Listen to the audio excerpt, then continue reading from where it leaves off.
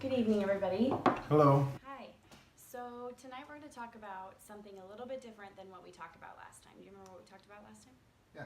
How to build credit? How to build credit. Okay. So in regards to credit, why is it even important? Do we know the answer to that question? So you can buy stuff? So you can buy stuff. Okay. So you can make sure that you keep your money that you need on hand, and so that you can have a way of, if you don't have the money that you need, you can Like an emergency fund? yeah, like an emergency fund. Yeah, that makes sense. So in response to your answer about credit being important so you can buy things, I think that that's a really good point. But we also don't actually need credit to buy things. So I'm going to talk to you guys a little bit about some of the reasons why it actually is important.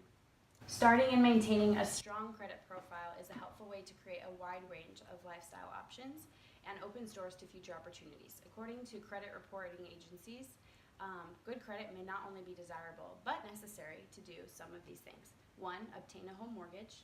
2, lease a car. 3, qualify for employment, as some employers may require job applicants to submit credit checks. 4, to be selected for a rental lease on residence. And 5, to be eligible for bank loans to start a business or expand on one. So you guys remember when you were in elementary school and you got the report cards that had the red or green check marks on them, or colors on them, check marks, smiley faces, frown faces, basically determined your life once you got home? Yes. Remember that? Mm-hmm. So credit scores are essentially like financial report cards, and it's important to be aware of your marks and make sure that they are correct. You don't get green marks on them, but it is a really big deal because credit score can impact future opportunities such as buying a house, buying a car. Employers, especially if it's a profession in banking, accounting, finance, or where you're handling money. And just like your driving record, a credit score is a reflection of a person's judgment. So if you guys have a pen and paper, I see, if you want to take some notes, here are the ranges as far as what a credit score looks like. So the lower end is 630 and the higher end is about 820. So less than 630. The range is considered low, which means that it may be difficult to obtain credit, and when credit is obtained, your interest rates will be higher. Okay. The next range is 630 to 689. This is an average range of credit. One reason for being in this category is having credit cards with balances that are close to the maximum line of credit. The next is 690 to 719. This is a good credit range. This is the range that I'm at, and provides opportunities for low interest rates and many borrowing options. So this is a healthy place to be. Now once you get into the higher range, 720 to 850, this is an excellent range of credit and includes the highest score possible. So creditors are keen on working with people on this level and will offer fringe benefits like travel award miles on credit cards to attract customers. So just like the report card, think of the grade that you would get in class in college and how it's broken down by different percentages, right? So 60% assessments, which is really high, but 60% assessment, 20% assignments, and the rest homework. Here's the percentage breakdown for how credit bureaus actually calculate your credit score. So payment history is actually 35%. Okay? Amount of debt owed is 30%. 15% is your length of credit, so how long you've had that credit line. 10% is the type of credit that you've consumed, whether that be loan or physical credit card. And then your last 10% is actually new credit. So that all adds up to about 100%. So one thing we talked about previously and the last time we were together about how to build your credit and do it wisely was to not be scared of having a credit card if you feel that you need certain limitations on it. One thing about good credit habits is that it's never too early to begin them. So if you remember some of the things we talked about, you can do this by becoming an authorized user on your mom and dad or somebody else's credit card, paying off credit card balances as quickly as possible, staying current with monthly payments, and being wise about spending. According to an expert financial site, 25%, get this, of human resource professionals use credit or financial checks while hiring for some positions. An applicant's credit history can flag potential problems an employer would want to avoid, such as 1, lots of late payments could indicate that you're not very organized or responsible, or that you don't live up to agreements. I'm not saying that this is us, but these are just things to think about that we could be representing to our employers with a negative credit score. Having excessive debt is a marker of financial distress, which may be viewed as increasing the likelihood of theft or fraud. And third, any evidence of mishandling your own finances can indicate a poor fit for a job that involves being responsible for company money or for customer information.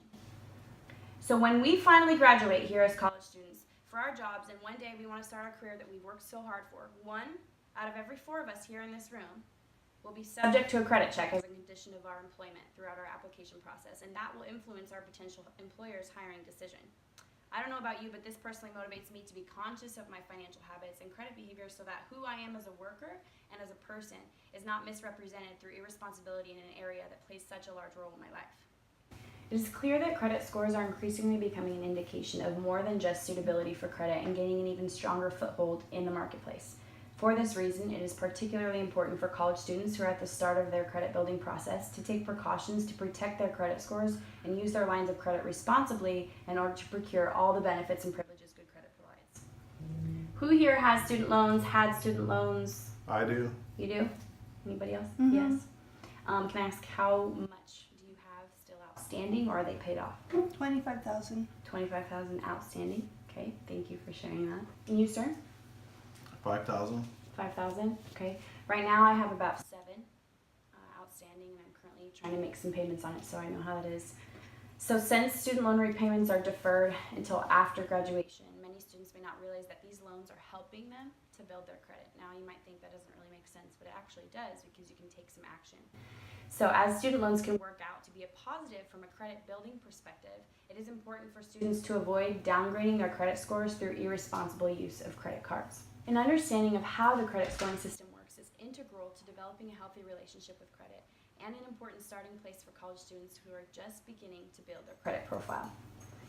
So envision yourself making $30 a month payments on that loan that you know is going to be staring you in the face after you graduate. How would it feel to be lowering your principal, even if $30 at a time over the course of your 4-year undergrad career? That's decreasing your loan in the long run by about $1,500 and increasing your credit score each on-time payment at a time. Another thing is, envision your car battery giving out on you on a Thursday afternoon, and you have to commute 30 minutes to school Friday morning for a mandatory presentation you've spent 2 months preparing for. You don't have enough in your bank account to pay for a new battery, you haven't been a good steward of your credit, so you weren't accepted on your credit card application, and you have no credit card to help cover this emergency cost. What are you going to do? Be a thumbs-up hitchhiker that gets picked up by a creeper? Maybe you could rehearse your presentation with them and get some feedback. I'm just kidding. I'm just kidding. Although college can last 4 more years, it is advisable to keep post-graduation financial goals in mind and not compromise them by getting into debt that becomes hard to manage and destroying your credit. Instead, build it. Set up loan payments, pay off bills, apply for the best credit card for you, and begin building your credit in order to have a secure financial future and fulfill those desires that you've dreamt of since freshman year. You make the choice to buy that car, to own that house, to put a ring on it, to start that business, or to get that dream job. You need to be mindful of your credit and the true impact that it will have on those things and in your future.